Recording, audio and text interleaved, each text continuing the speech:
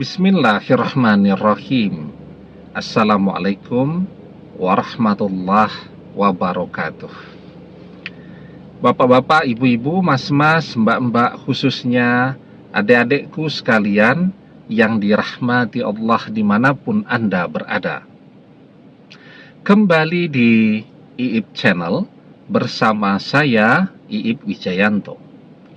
Kali ini kita akan membahas tema 2 cara mantan melupakanmu yang justru membuat dia semakin sering menangis merindukanmu. Ada 2 cara yang paling umum orang lakukan setelah perpisahan itu terjadi agar dia bisa segera move on, bisa segera melupakan orang yang pernah ia cintai. Yang pertama adalah dengan cara sesegera mungkin mencari pengganti kita. Itu yang akan mantan lakukan. Setelah itu memamerkan sesegera mungkin pengganti kita tadi di media sosialnya. Dia berharap dengan secepat-cepatnya mencari pengganti kita, menemukan pengganti kita, dia akan punya kesibukan yang baru. Cinta di hatinya bisa dialihkan kepada seseorang yang baru. Padahal yang namanya cinta itu tidak bisa begitu. Cinta itu sesuatu yang tumbuh, ya, tidak bisa dipaksa-paksa. Itu cinta tuh. Orang pakai baju kekecilan masih bisa dipaksa-paksa, ya. Orang tidak menyukai makanan masih bisa dia paksakan untuk dia makan. Tapi kalau sudah berkaitan dengan hati, itu tidak bisa dipaksakan. Jangankan cinta, ya, hobi saja. Misal suami istri nih, yang suami hobinya nonton bola. Kalau sudah ada pertandingan sepak bola, mau jam 1 malam, jam 2 malam, jam 3 pagi, dan seterusnya, dia pasti bangun. Dia paksa istrinya untuk menyukai hobinya. Tidak bisa. Mungkin dia akan berpartisipasi lah, ya. Tidak enak kepada suaminya, ikut ya ke depan TV, tapi suaminya nonton, dia akan tidur.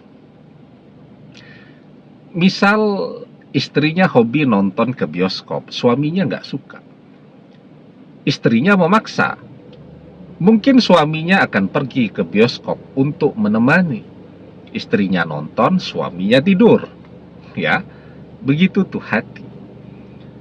Orang dipaksa untuk kuliah di program studi yang dia merasa itu bukan bakat dia. Apa yang kemudian terjadi? Ya tidak maksimal.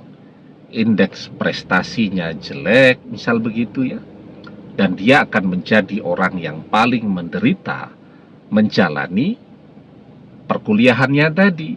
Karena itu banyak tuh orang yang dipaksa kuliah di program studi yang tidak dia sukai, ya kuliahnya tidak selesai. Nah, hati itu begitu. Begitu juga dengan cinta. Cinta itu tidak bisa dipaksakan, ya. Ya kalau memaksakan diri, ya rasanya hambar, ya rasanya kosong begitu. Dan dalam perjalanannya, cinta itu akan terasa sangat kering.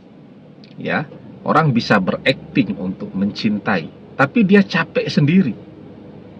Nah, karena itu yang akan terjadi ketika mantan berusaha secepatnya mencari pengganti kita, memamerkan pengganti kita. Dia justru menjalaninya dengan amat sangat menderita, ya, karena hatinya, ya, akan selalu melawan itu. Jadi pikirannya memaksakan untuk mencintai orang itu, tapi hatinya menginginkan untuk kembali kepada kita. Jadi pergulatan batin itu antara hati dan pikiran itu akan membuat orang jadi kurus kering, akan membuat orang sangat menderita, ya. Wajahnya berusaha tersenyum di depan pasangan barunya, tapi hatinya selalu menangis merindukan kita. Apalagi kalau orang memilih dengan tergesa-gesa. Apapun yang dipilih dengan tergesa-gesa, orang akan menyesali pilihan itu, kecewa, ya. Ternyata memilih pasangan dengan tergesa-gesa itu yang didapatkan semuanya mengecewakan, ya. Ternyata pelitnya luar biasa, ternyata orangnya juga punya sifat yang gak asik begitu ya, egois, kemudian pemarah, dan seterusnya. Nah, jadi saat dia merasakan kekecewaan demi kekecewaan, hatinya akan menangis, hatinya akan menjerit untuk bisa kembali bersama kita lagi. Nah, kemudian ya, yang kedua. Tapi sebelum kita bahas lagi lebih jauh yang kedua, jangan lupa yang belum subscribe untuk memencet tombol subscribe dan menyalakan lonceng notifikasi agar Anda selalu mendapatkan pemberitahuan video-video terbaru dari channel kesayangan kita ini. Dengan subscribe, doa-doa kita selalu terhubung sehingga kita selalu bisa berdoa bersama-sama ya. Dan jangan lupa subscribe itu gratis ya.